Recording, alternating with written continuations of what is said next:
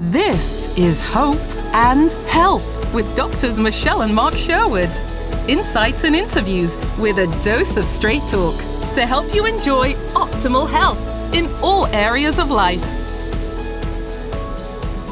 Hey everyone, welcome to Hope and Health. We're glad you're here. I'm Dr. Michelle. And I'm Dr. Mark. And some people like to call us M&M without the sugar. And she's the pretty one. I'm not. We're pretty together. Yeah, we're glad you're here. We're going to really have a really good, strong program tonight. I really want to dive in. Last week we really did some bone basics. That was really great education and information. If you didn't know anything about bones. Extremely quick review tonight, just for giggles and grins. We're going to go over this really quick so you'll understand what we talked about last week, just very briefly, and then we're going to dive into new information. If you'll remember, last week we did a little bit about bone education. Yes, and the things we talked about was what is it that causes bone loss? And boy, we dove into those deep. And then we also talked about what is required to maintain bones, and the best practices and protocols is what we're going to talk about this week as we go forward. Yeah, and just real quick, some terminology that we talked about last week. I just want to kind of refresh you with this. We did a lot of terms, and we talked a lot about bone structure. You know, there's bones are going to make up the skeleton. Skeleton has two components. Talk about the two components. Yeah, bare bones. The skeleton, the axial skeleton is your spine. You know, that what runs down the middle of your backside. That's called the axial skeleton, and on top of that is the skull. The peripheral skeleton is your limbs and your rib cage. And did you know that the human skeleton, adults, have 206 bones in that body? Of course, we should know this, but oftentimes we don't. There's actually two types of bone. That outer bone, called compact bone, makes up about 80% of our bone mass. And that inner bone, some call it trabecular bone or cancellous bone. It actually looks kind of like a sponge on the inside. And you remember last week I had a little diagram that sort of showed you that. We won't show that again this week, but just know the cancellous or cancellous bone and then the compact bone, two different types. Key point, very important, because we'll talk about that in a little bit in regarding to medications, you know, and kind of what they do in a sense. But obviously a little more terminology by way of review, just to kind of show it to you right here again. Bone health is absolutely important to keep your frames upright. If you don't have an upright frame, boy, your organs can get suppressed. So in summary, the bones actually support our organ systems. Now, as we get a little bit older, and some people don't even reach peak bone mass, that's actually called osteopenia. Osteopenia is going to increase our fracture risk, our risk for having a fracture. And when we actually have frank osteoporosis, boy, this can be a fatal disease. At one hip fracture can be up to 80% mortality. That's bad. Now, bone loss is not a mysterious process, nor is it inescapable. It's actually a very, very cool, elaborate process on how the body is built to remove old bones or old dead cells, bone cells, and start to replace them with new bone.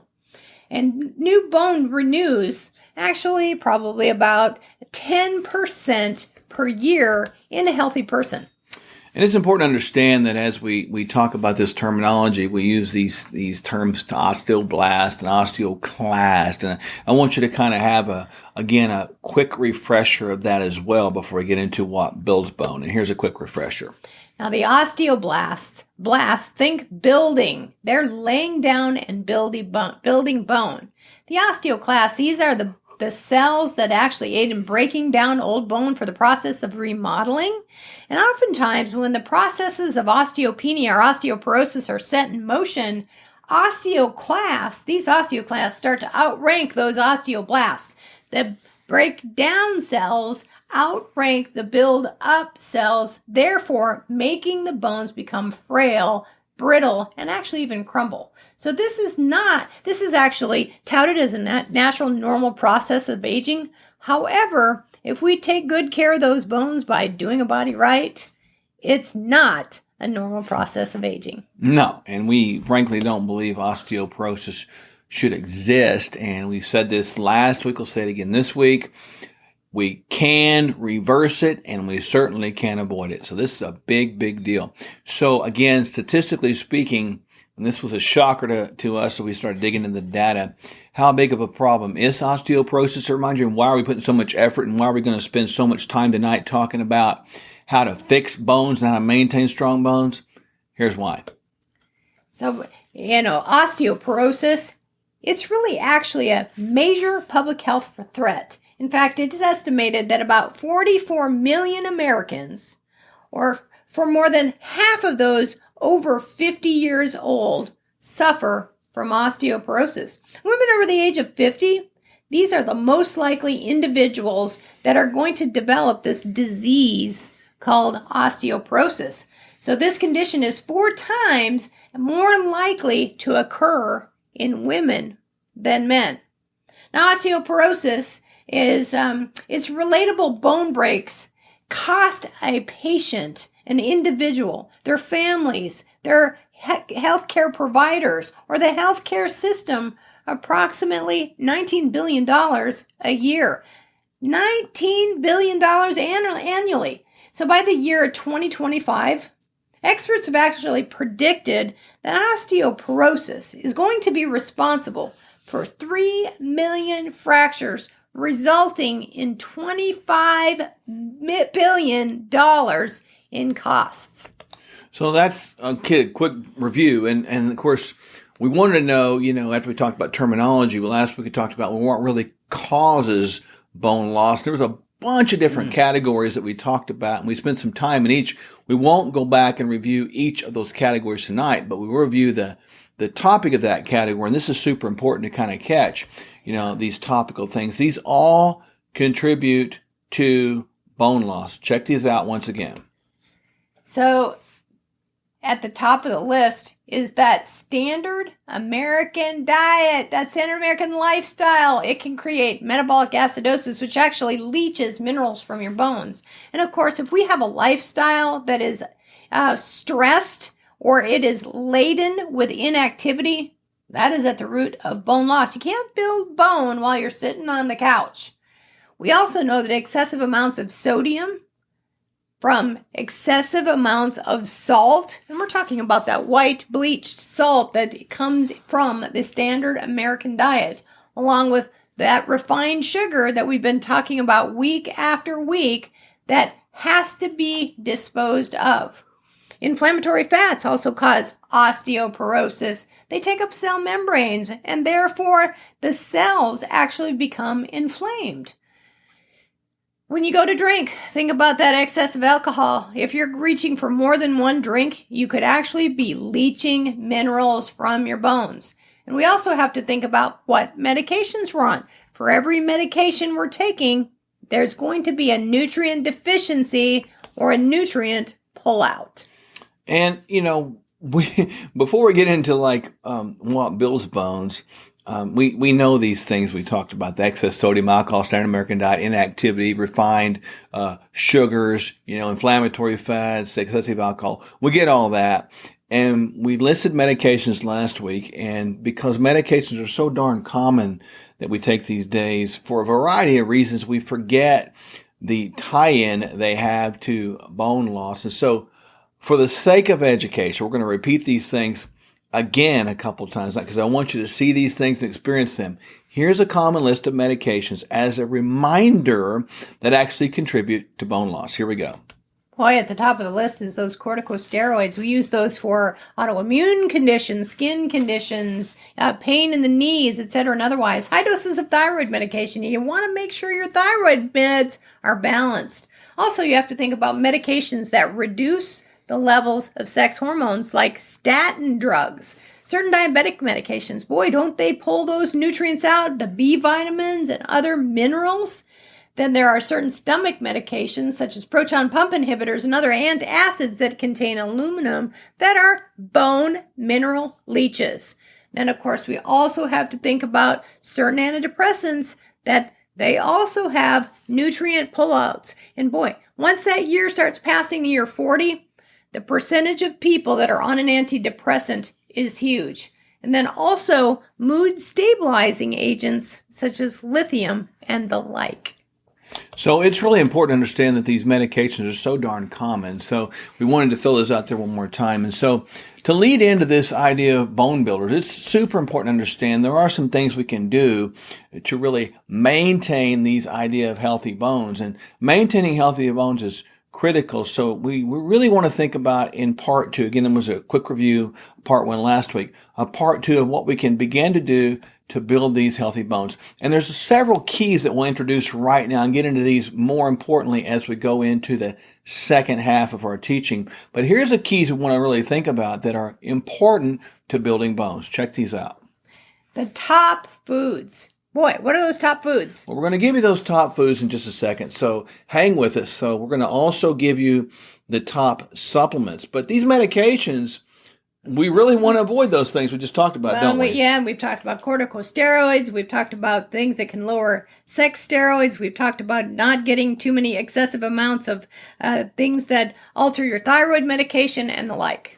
We're also going to give you some best exercise or best types of exercise, and we're going to talk about the importance of hormones. And this is a big deal because when you think about these things that we really need to put into place to really maintain healthy bones, let's temper that with all the data we just shared with you regarding the cost predicted to be $25 billion. Say that one more time. $25 billion.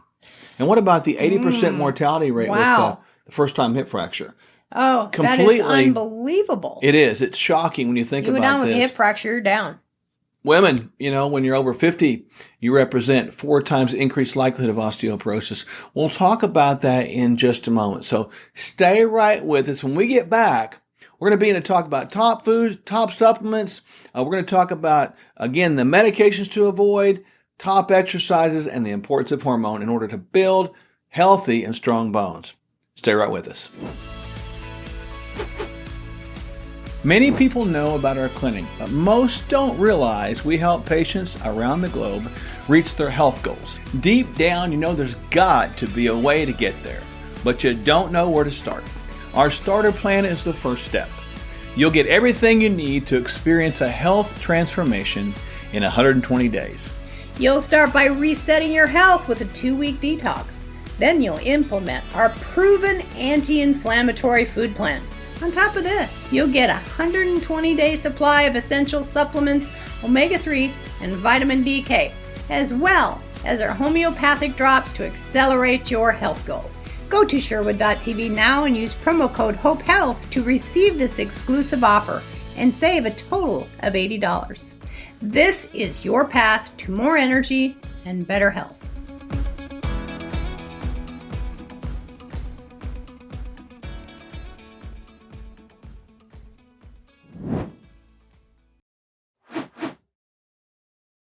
We're back. Thanks for being with us, and hope you enjoyed part one where we reviewed, those bone basic terminologies and all those things that contribute to bone loss. Big, big, big deal. And we're going to introduce now the very things that we've got to do. And we gave you a list of those subcategories, the top foods, top supplements, medications to avoid, exercises, and hormones. And we're going to jump in right now to give you a list of top foods. So if you're out there and you've been diagnosed with that dreaded osteoporosis, or even the lead into it, osteopenia, you need to be listening very closely. And if you are a lady right now that's menopausal, or even that's had a hysterectomy, listen carefully, because this is going to be probably one of the most important segments that we've ever taught that will help you get out of a lot of trouble. Remember, 80% mortality with a hip fracture. And if you're a man or a woman who is like a distance runner, you don't train with weights, pay attention, because this is a very important subject matter. So let's begin right now with the top foods to help you build and maintain healthy and strong bones. Here's a list. At the top of the list is going to be those green leafy vegetables, your broccolis, your Brussels sprouts, your kale, your cabbage, your okra. Remember, green vegetables give the minerals that actually help alkalize, keep the system alkaline, and keep your body from leaching minerals out of the bones. Let me talk about those nuts. Nuts have a really good amount of magnesium, specifically, and calcium. And magnesium is kind of an unsung hero in the area of minerals that help build bones. We'll talk about the bone components in just a second, what supplements do that. So nuts Nuts and seeds, very important. Also, fish, where you actually eat the bones like sardines. Those sardines, Yummy. not only do they have a good vitamin D in them, they've got calcium in them when they actually contain the bones. Yeah, and then think about these fatty fish like salmon, tuna, and trout. Think about the high omega-3s. I know we know that. But what about the vitamin D in those? Isn't that pretty cool? Vitamin D is very important for bones, and we'll talk about the relationship between the bone-building nutrients shortly. And then, very good. So we also got those beans there. Yes, that's right, including black beans, edamame, pinto beans, and kidney beans. The reason for these is they actually have good fiber in them. Fiber is food for the friendly bacteria of the gut, which actually make that vitamin K2 for you. So it aids the absorption of vitamin D from the diet so you can actually shuttle that vitamin D to your bones. So when we talk about those top foods, did you notice that they're all anti-inflammatory? Now, you're going to hear some people out there, if you look at online chat groups, webinar sites, you're going to type in a thing like top bone-building foods. You may get things like dairy. Be very cautious about that. Dairy may have a lot of calcium in it. True. But it also, and may have fortification of D, but it also has a lot of genetic modifications of the casein protein, and it could have a lot of toxic material that are residual amounts of the fat that the cow had, right? So the cow has fed antibiotics and hormones. Would it be good to have those in your system? I suppose not. Would they be helpful for bone building? Possibly, but would they be damaging other conditions in your life? Yes. You're also going to hear things like maybe bread. Eat your breads and grains. Well, same problem. Breads and grains are genetically modified, and they have a host of other problems with them, including carcinogenic and obesogenic compounds. Isn't that fascinating? So we don't want to get fat, and we don't want to get cancer. At the sake of gaining bone. So you get the point. These top foods we have, we put those there for a reason. So please, please, please don't fall for the trap of those online chat groups without having a secondary sort of a panoramic view picture. Because if you get focused on just the bones and you do things to build bones, but they create problems in other areas, that is not worth the trouble. Now, when we look at these top supplements that we want to have, so we got these good foods. Now we got to talk about the top supplements that are necessary to build strong, healthy bones. Well, at the top of the list, of course, there's calcium, and we've been trained that calcium is the only mineral that you need to actually build healthy bones. But calcium has a multitude of friends that we're going to talk about and name off for you.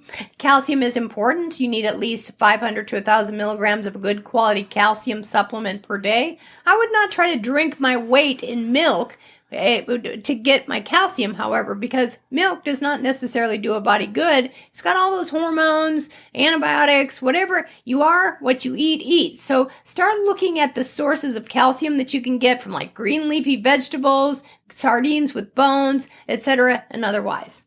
Now, understand that the bone is made up of sort of a collagen structure, and calcium is sort of hung on that structure, along with maybe some phosphorus and silica. But the bottom line is calcium is the main sort of bone builder. And when you think about that, what is the importance of vitamin D? Well, Dr. Michelle just talked about that. Vitamin K2, which we'll talk about in just a second, is important for vitamin D absorption. And then you got D really helping to guide, if you will, along with K2, calcium into the bone. So D is super important for not just immune health and not just brain health, but also bone health. And friends, you do have to supplement with D because we've seen that very inadequate in all the labs we ran these days.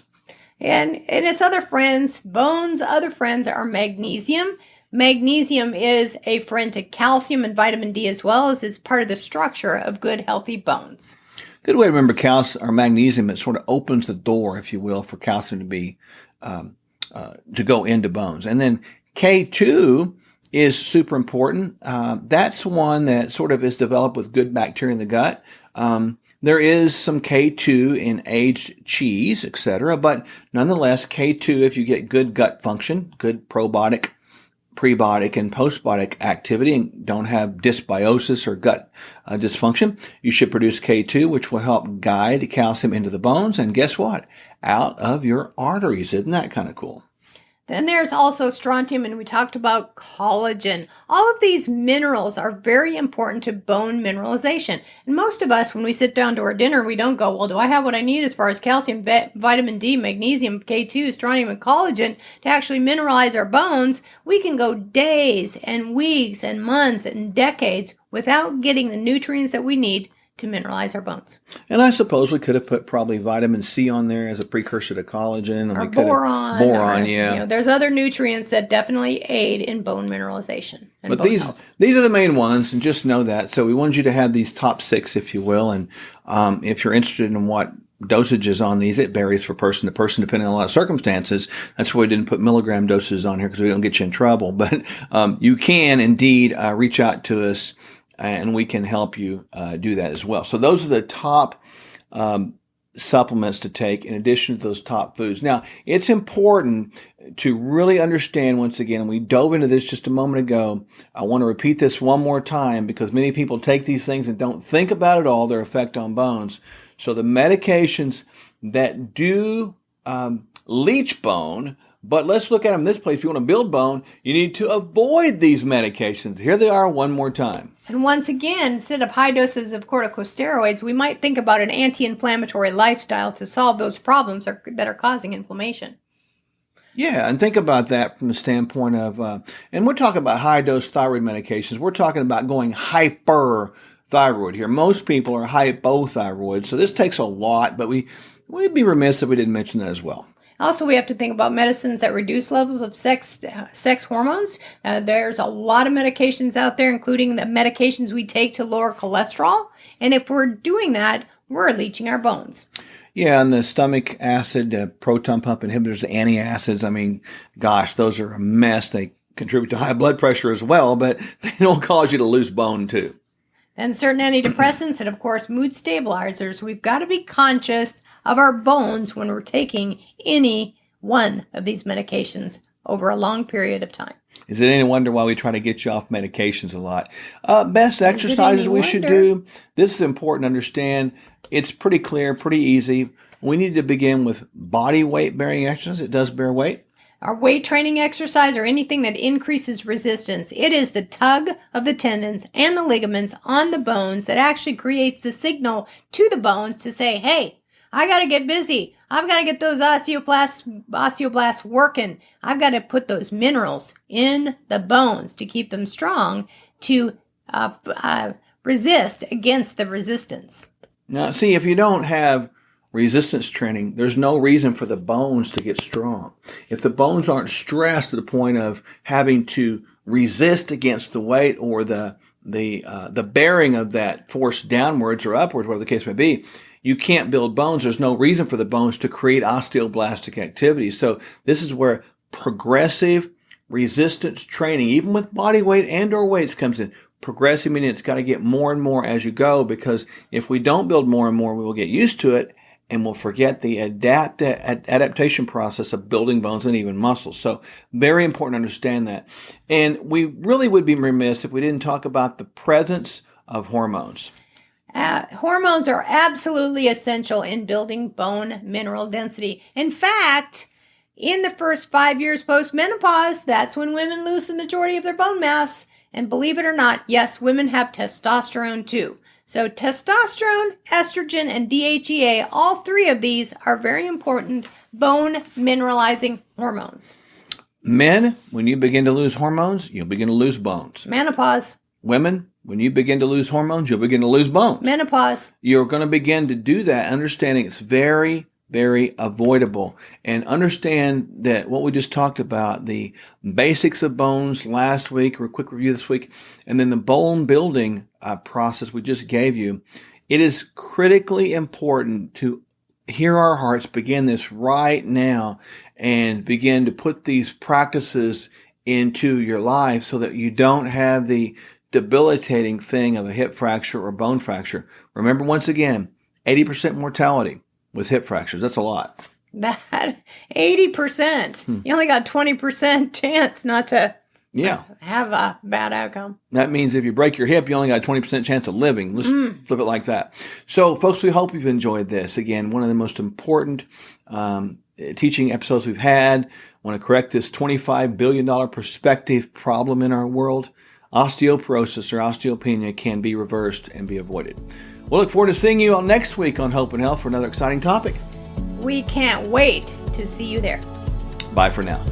Doctors Mark and Michelle Sherwood and their clinic can help you find the hope and health you were created to enjoy. Go to sherwood.tv for clear, proven ways you can be healthier. Subscribe at sherwood.tv